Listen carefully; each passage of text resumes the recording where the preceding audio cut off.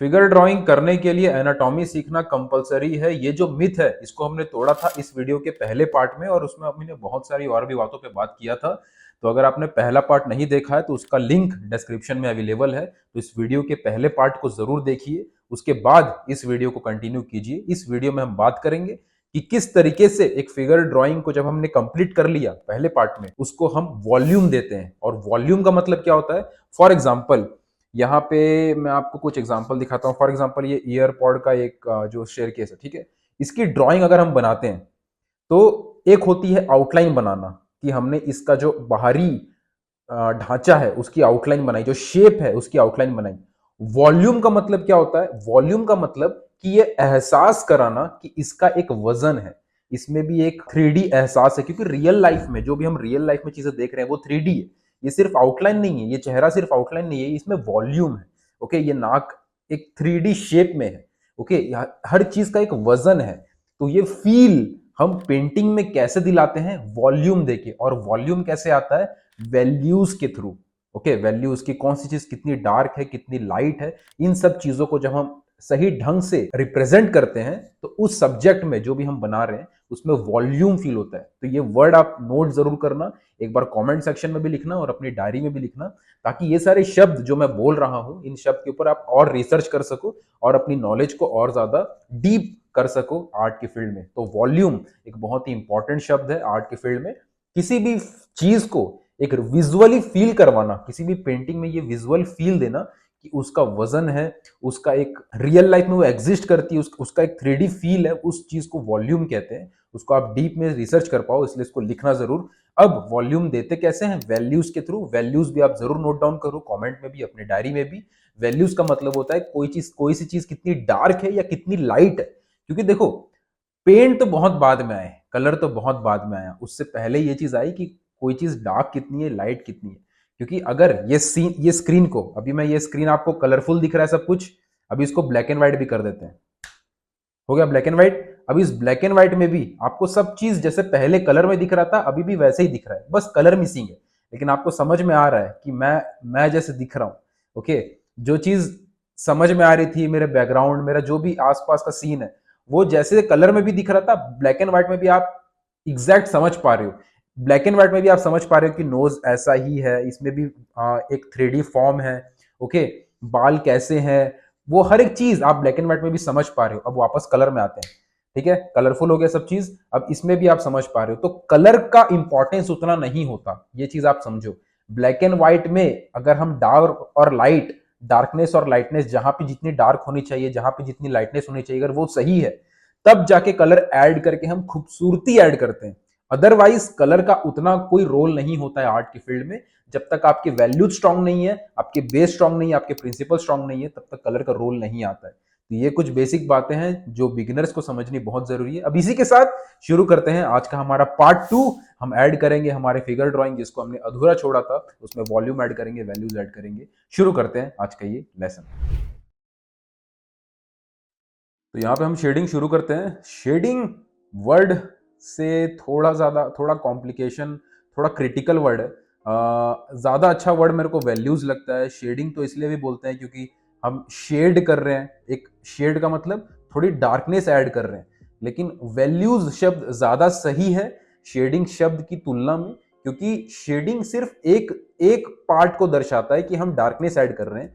लेकिन वैल्यूज का मतलब क्या होता है कि हम डार्क और लाइट दोनों ऐड कर रहे हैं या दोनों का बैलेंस कर रहे हैं।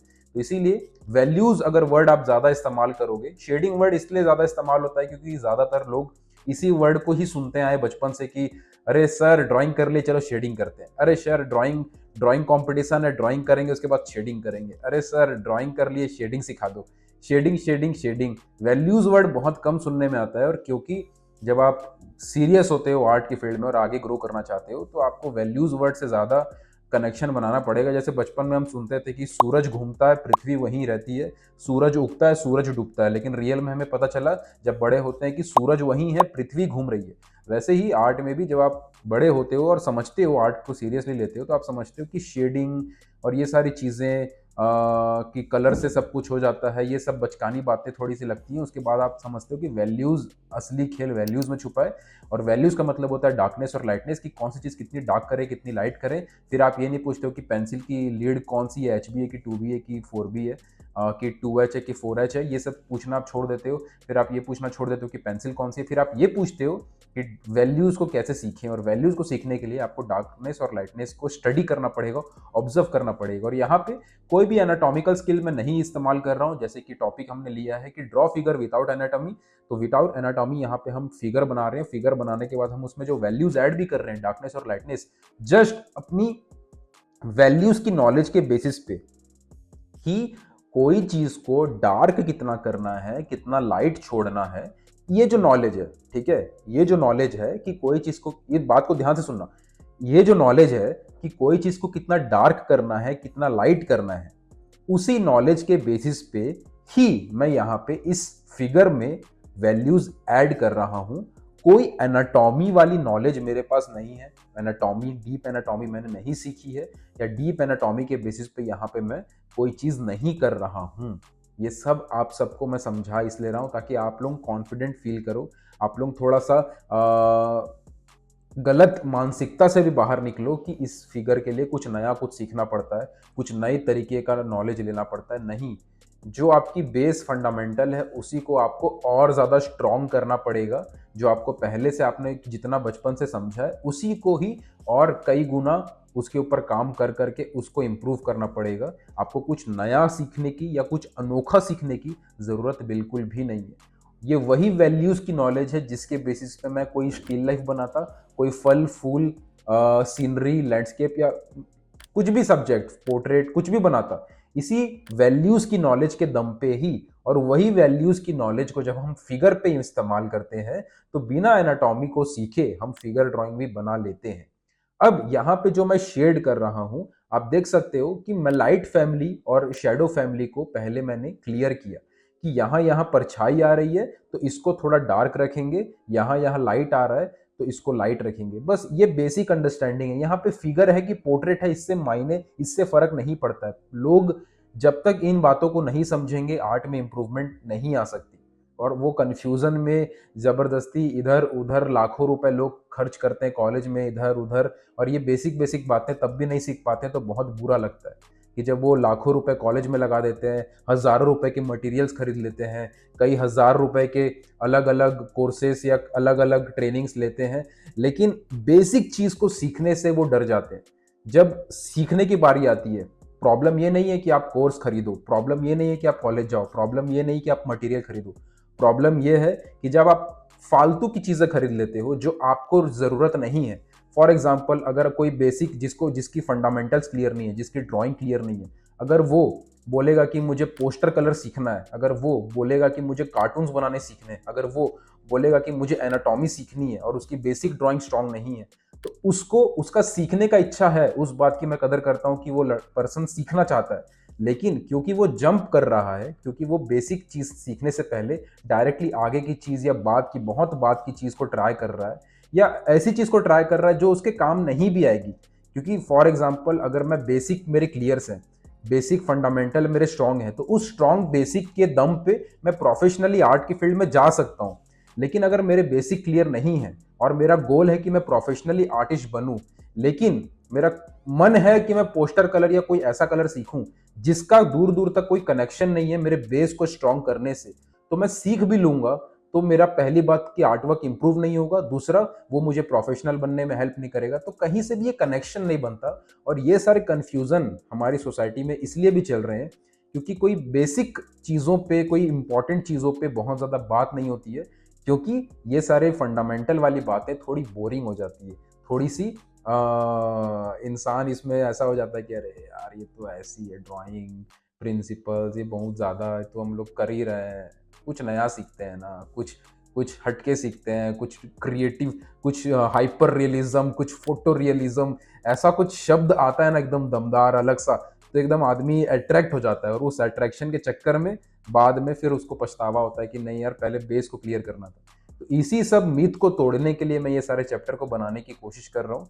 जहाँ पे क्योंकि मैंने पहले बहुत बार कमेंट सेक्शन में आप लोगों ने बहुत बार अलग अलग तरीके से सवाल पूछे कि एनाटॉमी सीखिए क्या। जब भी कोई मुझे बोलता है ना एनाटॉमी सीखिए, मैं बोलता हूँ आपका पहले आर्टवर्क दिखा दो मेरे को, या फिर उनका पहले कहीं ना कहीं मैं आर्टवर्क देख के ही समझ जाता हूँ, या फिर कई बार उनकी बातों से मैं समझ जाता हूँ कि एनाटॉमी सीखने की जो इच्छा है उनकी बस इंटरनेट में अलग अलग लोगों को देख के ही प्रकट हुई है। उनकी खुद की अंडरस्टैंडिंग के बेसिस पे उनके मन में नहीं आया कि मुझे एनाटॉमी सीखना है। दूसरों का सुन सुन के कहीं देख लिया, कहीं पे सुन लिया, उसके हिसाब से उनके दिमाग में आ गया। और कई बार एक प्रॉब्लम ये भी होती है कि कई बार लोग कई सारे मास्टर आर्टिस्ट को फॉलो करते हैं, और मास्टर आर्टिस्ट क्या होता है कि वो एनाटॉमी वगैरह को सीखे हुए रहते हैं, तो वो बोल देते हैं कि एनाटॉमी इंपॉर्टेंट है, एनाटॉमी इंपॉर्टेंट है। तो उसको सुन के बिगनर सोचता है कि हाँ एनाटॉमी इंपॉर्टेंट है मतलब मेरे लिए भी इंपॉर्टेंट है। नहीं, मैं अगर बोलूं कि सिंगिंग इंपॉर्टेंट है, तो सिंगिंग एज ए सिंगर कोई सिंगर बोल सकता है कि हाँ सिंगिंग इंपॉर्टेंट है रियाज करने के लिए। लेकिन वही चीज कोई एक ऐसा पर्सन सीख समझ ले जिसको उसका दूर दूर से कोई कनेक्शन नहीं है, तो उसके लिए वो मायने उतनी बात मैटर नहीं कर रही होगी। जिसका अगर सिंगिंग लाइन में भी है लेकिन उसके गले से आवाज ही नहीं निकल रही है, उसका सुर ही बिगड़ा हुआ है, तो उसके लिए ये लाइन को बस सुन लेना कि सिंगिंग इंपॉर्टेंट है उसके लिए कोई भी हेल्प नहीं करेगी। या क्लासिकल ट्रेनिंग इंपॉर्टेंट है, ये सुन लेने से चीज हेल्प नहीं करेगी जब तक आपका उस चीज का प्रैक्टिकल बेस क्लियर नहीं है। तो आपका अगर ड्राइंग क्लियर है, आपके अगर फंडामेंटल प्रिंसिपल्स क्लियर हैं, जैसे कि मैंने जो शब्द बोले वैल्यूज, वॉल्यूम, ड्राइंग की आउटलाइन को समझना, जो कि मैंने पहले पार्ट में बताया था। ओके, पहला पार्ट का लिंक डिस्क्रिप्शन में है। तो ये सारी जो बेसिक बेसिक बातें, मैं बार बार बेसिक्स को इसलिए कवर करता हूँ क्योंकि ये जो सुनने में ज्यादा इजी लगते हैं ना, कि ये तो बार बार ड्राइंग की बात बोलते हो आप, बार बार ड्राइंग करते रहते हो, तो ये सुनने में बोरिंग जरूर लग सकता है आपको कि यार ये बार बार ड्राइंग, कुछ नया बोलो, इतनी दुनिया में चीजें चल रही हैं, ये वाला आर्ट, ये वाला आर्ट, वो वाला कलर, वो वाला कलर। तो ये सब बस सुनने में अच्छा लगता है, वो सब कुछ आप कर लोगे जब आपका ये बेस क्लियर रहेगा। इसीलिए मेरी कोशिश है कि जब आप बेस क्लियर कर ले जाओगे ना, तो वो जितनी भी चीजें आप दुनिया भर में सुनते हो, क्योंकि वो सुनने की कमी नहीं है, क्योंकि आर्ट तो इतने तरीके के लोग कर रहे हैं, इतने टाइप के मीडियम इस्तेमाल कर रहे हैं, इतने हजारों टाइप के कलर इस्तेमाल कर रहे हैं जिसके कोई खत्म ही नहीं होगा। लेकिन आप अगर उसके पीछे भागोगे तो आप भागते रह जाओगे, फिर आप कहीं पे आपका इंप्रूवमेंट ही नहीं आएगा, बस आप नई नई चीजों पे अट्रैक्ट होते रहोगे। अगर आपको एक्चुअल में इंप्रूवमेंट चाहिए तो आपको बेस को पहले बहुत टाइम निकाल के, बहुत साल लग जाते हैं बेस के ऊपर काम करने में। लेकिन जिस दिन आपका बेस अच्छा हो जाएगा ना, उस दिन आप कोई भी चीज सुनोगे ना तो वो 4 बार करके आपका उसमें इंप्रूवमेंट आ जाएगी। 4 बार प्रैक्टिस करके ही आपको उसमें आपको लगने लगेगा कि हाँ मैं इसको कर सकता हूँ। लेकिन आपका बेस क्लियर नहीं होगा तो आप कई कई साल भी लगा दोगे ना एक एक कलर को सीखने में, तब भी आपकी उसमें अच्छी इंप्रूवमेंट नहीं दिखेगी। इसीलिए इतना ज़्यादा मैं फोर्स करता हूँ, या इतना ज़्यादा मैं प्रेशर देता हूँ सभी एस्पायरिंग आर्टिस्ट को कि आप ड्राइंग के ऊपर काम करो, आप फ्री हैंड स्टडीज करो, स्केचिंग करो, और फंडामेंटली अपने आप को स्ट्रॉन्ग करो। आप यहाँ पे देख सकते हो कि मैंने शेडिंग किया, जो आप शेडिंग समझते हो, मैंने जो वैल्यूज ऐड कर रहा हूं मैं, पहले लाइट एंड शेड को देखा कहाँ पे, यहाँ पे आप देख सकते हो कि यहाँ पे वॉल्यूम ऐड कर रहा हूं मैं। वॉल्यूम जैसे मैंने बताया 3D फील होना चाहिए, तो 3D फील कैसा आएगा डार्कनेस और लाइटनेस ऐड करने में, तो उसको फील करते हुए मैं थोड़ा नीचे की तरफ डार्क ऐड कर रहा हूँ और ऊपर की तरफ हल्का लाइट छोड़ रहा हूँ, और यहाँ पे थोड़ा सा और डार्क ऐड कर रहा हूँ। मैं बस देख रहा हूँ कि कहाँ पे किस तरीके से मैं हल्की सी और डार्कनेस या लाइटनेस कहाँ पे कैसी रखूँ कि वो फील जो है, यहाँ पे शोल्डर का जो फील है कि ये गोल है, ओके, सिर्फ फ्लैट सी लाइन नहीं है, ये गोल शोल्डर वाला जो फील है वो फील आ रहा है कि नहीं आ रहा है। फील होना चाहिए ना, देखने से फील होना चाहिए कि ये शोल्डर गोल है कि फ्लैट है कि चौकोन टाइप का है कि सर्कल वाला एक स्फीयरिकल शेप है कि सिलेंड्रिकल वाला फील है। जो एक्चुअल में आप क्या होता है, कोई 3D फील है, जैसे मान लो यहाँ पे नाक है मेरी, इसको मैं छू सकता हूँ, ये देखो ऐसा फील आ रहा है इसमें। लेकिन इसी नाक को अगर मैं पेंटिंग में बनाऊं तो आप छू के तो ऐसा नहीं करोगे ना कि छू के फील होना चाहिए 3D, आप देख के फील करोगे कि हाँ देखने से फील हो रहा है 3D। तो वो जो देख के फील हो रहा है ना, उसको वॉल्यूम बोलते हैं, और वो फील लाने के लिए हमें ये चीज बहुत प्रैक्टिस करनी पड़ती है कि डार्कनेस और लाइटनेस हम सही से ला सके। और इसी इन इन कुछ चीजों में ही, बहुत बेसिक और बहुत थोड़ी थोड़ी चीजें हैं, लेकिन इन्हीं चीजों में कई साल लग जाते हैं। और इसी चीज को हम जिंदगी भर भी इंप्रूव करते रहे ना तो इंप्रूवमेंट आती रहेगी, ये खत्म नहीं होता। हम कभी भी ऐसा नहीं बोल सकते कि हम सीख लिए, हमारा तो हो गया, हमने फंडामेंटल सीख लिया। मैं ये जरूर बोलता हूं कि फंडामेंटल सीखो और फंडामेंटल मजबूत होगा तो आप आगे कर पाओगे, लेकिन ये भी नहीं होता कि फंडामेंटल खत्म हो गया, बेसिक्स आपने सीख ही लिया, हम उसको जिंदगी भर उसको थोड़ा थोड़ा इंप्रूव करते रहेंगे, उसके ऊपर काम करते रहेंगे। लेकिन प्रॉब्लम तब आती है जब कोई बिगिनर बहुत ही बिगिनिंग स्टेज में ही सोच लेता है कि मुझे एनाटॉमी सीख लेनी है, मुझे ये कलर सीख लेना है, मुझे हाइपर रियलिज्म सीख लेना है, मुझे वो कर लेना है, ये कर लेना है। उस जगह पे वो फंस जाता है और वहीं पे जाके उसका जो डाउनफॉल है, उसकी जो प्रैक्टिस करने के बाद भी उसका जो इंप्रूवमेंट नहीं दिखता है, वो वहीं से शुरू होता है जहाँ पे वो गलत चीज़ों की तरफ चले जाता है जो उसको शुरू में कोई हेल्प नहीं करेगी। यहाँ पे मैं देख रहा हूँ कि शोल्डर का एक जो हिस्सा है, मांस का हिस्सा, ओके, ये जो हिस्सा यहाँ पे जब ये बाइसेप्स की तरफ घुसा हुआ है तो ये अलग अलग जो मसल्स बने हुए हैं उसको मैं बस इस रेफरेंस इमेज के हिसाब से उसकी वैल्यूज ऐड कर रहा हूँ, डार्कनेस और लाइटनेस ऐड कर रहा हूँ। मैं बार बार वॉल्यूम वैल्यू बोल रहा हूँ तो कंफ्यूज मत होना, सिंपल बात है। वैल्यूज का मतलब डार्कनेस और लाइटनेस, वॉल्यूम का मतलब कि वो 3D फील। वॉल्यूम को दिखाने के लिए हम वैल्यूज का इस्तेमाल करते हैं, वॉल्यूम को दिखाने के लिए हम वैल्यूज का इस्तेमाल करते हैं। वैल्यूज डार्कनेस और लाइटनेस को शो करता है, किसी भी चीज की डार्कनेस और लाइटनेस को हम वैल्यूज बोलते हैं, ओके। और 3D फील पाने के लिए, वॉल्यूम पाने के लिए हम डार्कनेस और लाइटनेस को इस्तेमाल करते हैं, यानी कि वैल्यूज का इस्तेमाल करते हैं।